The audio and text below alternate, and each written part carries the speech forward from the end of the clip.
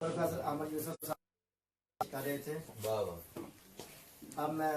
दावत कलाम जिस हस्ती को दूंगा, शायरां नाल बड़ा प्यार करते ने,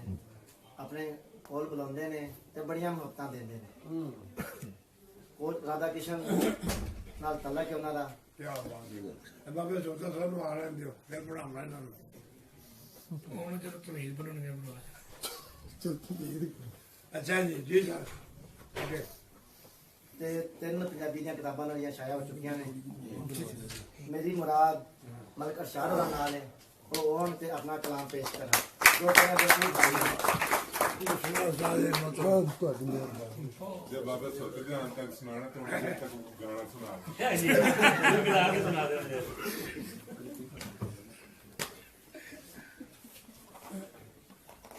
मैं ते इस हवाले नाल भी महफिल माशाअल्लाह बड़ी शादी साहब महफिल इस हवाले नाल भी बड़ी बाहर रौनक से पाक महफिल है माशाअल्लाह बई खब्बे पासे दरवेश बैठे ने वाह वाह ते सज्जे पासे दरवेश ते पीर बैठे ने। अच्छा ते विचले ने कुछ और क्या था ना ओ अज दी महफिल नंबर 1 ते दरवेशी के जारी है ਅਸੀਂ ਵਿਚਕਾਰ ਦਾ ਮੇਲ अरब साहब इकबाल ने दरवेशी में जारी रखा नंबर 1 अदबी महफिल ते पहले ही बड़ी होती अहमियत नहीं होती दुनिया दे विच किसी भी अदबी महफिल वर्गी कोई महफिल नहीं होती। पर जिस महफिल दे विच बाबे भी होण ते वीर भी होण ते ओ महफिल फिर नाज क्यों ना होंदे ते उस महफिल ते साबर साहब है गए कि मैं कहा नाज साडे वर्गे क्यों ना करन ते मैं ਤੁਹਾਡੀ ਉਮਰ ਲੰਮੀ ਮੰਗਣਾ ਤੁਸੀਂ ਸਾਡੇ ਬਜ਼ੁਰਗ ਹੋ ਤੁਹਾਨੂੰ ਮੁਬਾਰਕ ਹੋਏ ਤੁਹਾਡੀ ਮੱਛੀ ਦੁਪਹਿਰ ਦੀ ਤੇ ਤੁਹਾਨੂੰ ਦੇਖ ਕੇ ਤੇ ਜਿਹੜਾ ਜਿਸ ਕੌਮ ਦੇ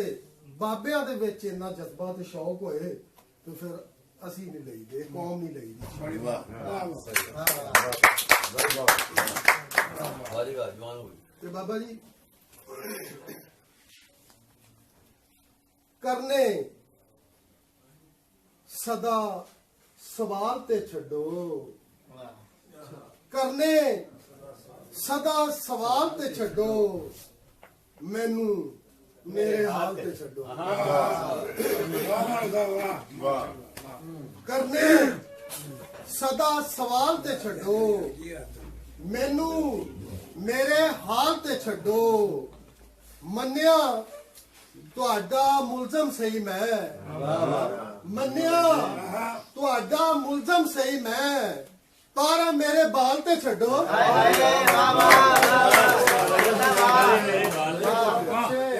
बहुत शुक्रिया करने सदा सवाल ते छड्डो मैनू मेरे हाल ते छड्डो मन्निया तुहाडा मुलजम सही मैं पर मेरे बाल ते छड्डो ते बेदोशे अज कैदी क्यों ने बेदोशे अज कैदी क्यों ने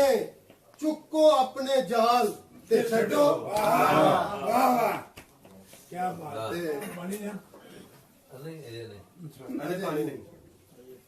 रह के एक महल्ले आपां रह के एक महल्ले आपां फिर भी कल्ले कल्ले आपां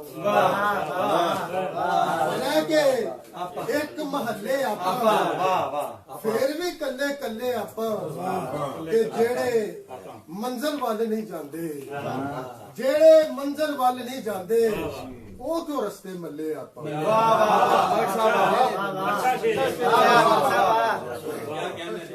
ते या मसले दा हल तू दस दे या मसले दा हल तू दस दे या फिर विचली गल तू दस दे या मसले दा हल तू दस दे या फिर विचली गल तू दस दे ते जित्ता किवें दिल सजना दा रब्बा मैनू वल तू दस दे।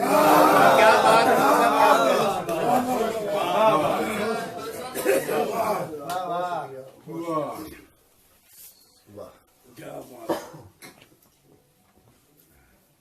ਲੋਕਾਂ ਦੀ ਏ ਠੀਕ ਸੀ ਗੱਲ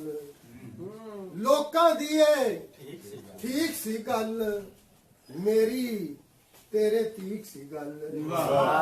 ਲੋਕਾਂ ਦੀ ਏ ਠੀਕ ਸੀ ਗੱਲ ਮੇਰੀ ਤੇਰੇ ਠੀਕ ਸੀ ਗੱਲ ਦੋ ਵਿਚਾਲੇ ਕਸਮਾਂ ਸੀ ਤੇ ਫਿਰ ਕਿਸ ਕੀਤੀ ਲੀਕ ਸੀ ਗੱਲ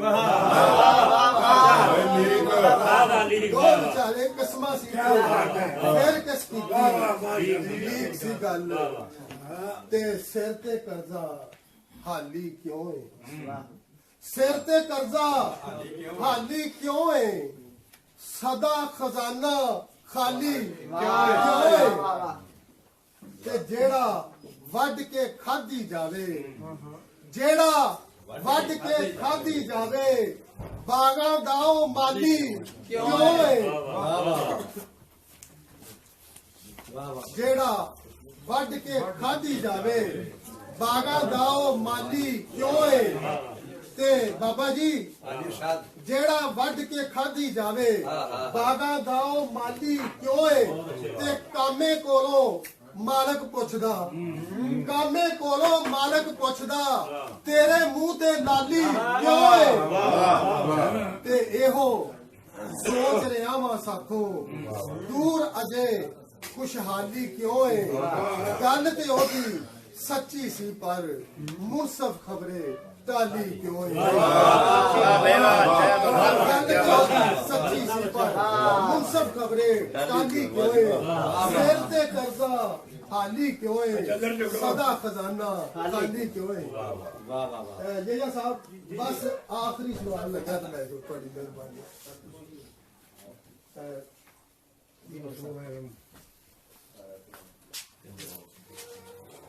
ਮੈਂ ਤਾਂ ਬੋਲੇ ਨਹੀਂ نائب صدر کی اجازت کا مقام صدر رفتہ رفتہ بدل چکا ہے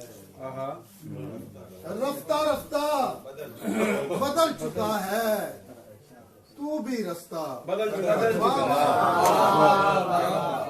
رفتہ رفتہ بدل چکا ہے تو بھی رستہ بدل چکا ہے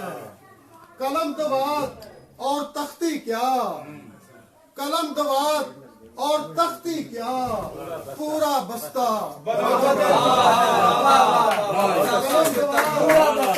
اور تختی کیا پورا بستہ بدل چکا ہے اب یہ ناز اٹھا نہیں سکتا اب یہ ناز اٹھا نہیں سکتا دل شکستہ بدل چکا ہے اب ناچو تو مانیں گے ہم اب ناچو تو مانیں گے ہم ساز گزشتہ بدل چکا ہے ساجن بھی غیروں سے لے کر ساجن بھی غیروں سے لے کر ایک گلدستہ بدل چکا ہے اور بچ ارشاد محافظ تیرا باچ ارشاد محافظ تیرا جو تھا دستہ بدل چکا ہے رفتہ رفتہ بدل چکا ہے وہ بھی رستہ